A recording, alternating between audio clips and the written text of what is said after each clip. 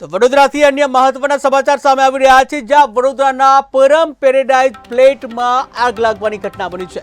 વડોદરાના જે પરમ પેરેડાઇઝ ફ્લેટમાં આગ લાગવાની ઘટના બની છે, ત્યારે વીજ મીટરમાં શોર્ટ સર્કિટના કારણે આગ લાગી।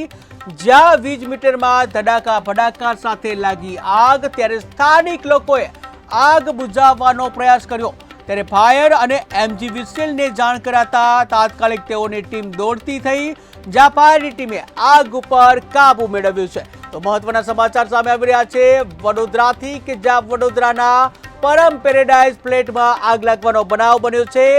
વીજ મીટરમાં શોર્ટ સર્કિટના કારણે આગ લાગવાનો બનાવ બન્યો છે, જ્યાં વીજ મીટરમાં ધડાકા ભડાકા સાથે આગ લાગી હતી। આગ લાગતા અફરાતફરીનો માહોલ સર્જાયો। સ્થાનિક લોકોએ આગ બુઝાવવાનો પણ પ્રયાસ કર્યો, જ્યાં આગ ન બુઝતા ફાયર અને એમજીવીસીએલને જાણ કરવામાં આવી હતી। જ્યાં ફાયર અને એમજીવીસીએલની ટીમને જાણ થતા તાત્કાલિક તેઓ ઘટના સ્થળે દોડી આવ્યા અને ફાયરની ટીમ દ્વારા આગ ઉપર કાબુ મેળવવામાં આવ્યો।